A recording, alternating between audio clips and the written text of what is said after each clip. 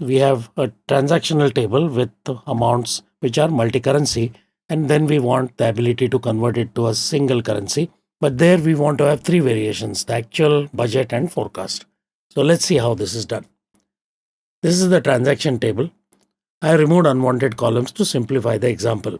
We are interested in multi-currency transactions, so the only two parameters which matter to me are the country or currency and the amount. Now conversion requires another table.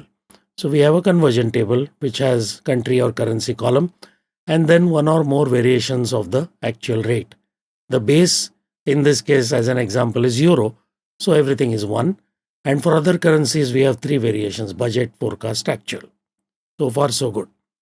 Now what we want is we want to add a column here and say what is the converted rate in euro for actual, budget and forecast, three columns. We need to add a new column and put a formula there. Now those who understand Excel will immediately say, oh, this is VLOOKUP. But VLOOKUP as a function works in Excel, not in data model or Power BI. What is the VLOOKUP function? We need to look at the search condition. Look for what? Euro, in this case INR USD. That's the first parameter. Second parameter in VLOOKUP is what? It asks you where is the lookup table. In our case, this is the lookup table. Very good. Third parameter, now that I have found that thing in the first column, which value do you want? Second column, third column or fourth column? And the final parameter in VLOOKUP is it exact match or not? That means if I don't find any of these, do I get an error or not? Or something equivalent of VLOOKUP has to be done here. So the step here is go to this model tab, and in VLOOKUP we are temporarily creating a relationship between what you are searching and where we are searching. Instead of that, create a permanent relationship. That means country column here and country column here, just drag drop. Now it understands. It also understands that this is the master table, so there is only, for every currency or country, there is only one row. Whereas here there are multiple transactions. So it's called a one-to-many transaction. That's all. Now come back and go to the transaction table. Let's add a new measure. No, this is not a measure. Measure is something which is seen in the visuals or matrix or pivot table. We don't want a visual. We want a column. We actually want a calculated column. So I'm going to say new column. So it adds column. The name by default is column. You can change that. We want it to be converted to the base of euro. So we'll just say euro. And this time I'll take actual. This is the name of the column. Spaces are okay. Now we have to type the formula. The formula is what? First of all, we'll just take the amount and then multiply it by the rate.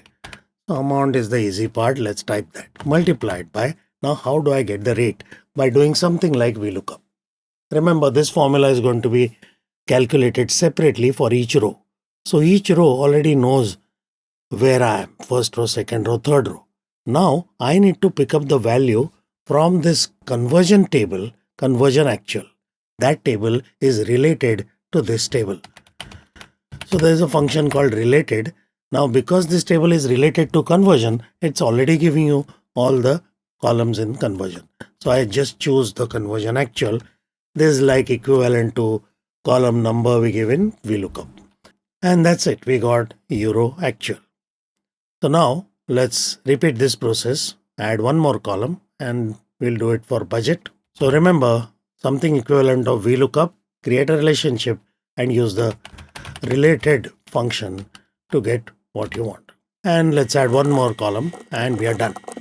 So now let's see what visual we can create out of this. Right now I have no visuals created. So I'm going to add country because that's all we have right now. And then I'll add amount. So this is going to sum all the amounts, but I don't want it as a chart like this. I just want it as a matrix, which is basically a pivot table. And then when I do euro actual, I can just keep adding the columns I want in value area and it'll give me all the conversions as I need. And then once you have this, you can use them in further calculations or measures and visuals. So that's how you do multi-currency conversion easily and in a parameterized manner. Another thing, right now I have put this table as a hard-coded table. In real life, this data will come from some CSV or some external data source. So if the currency rate changes, you should just refresh the Power Query and then everything else will get recalculated.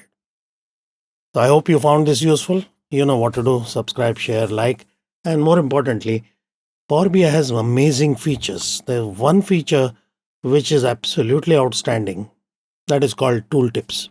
I have a video on that. I'm sure you will love it and it will enhance your existing reports as well. So have a look at it. That's it for now. Thank you.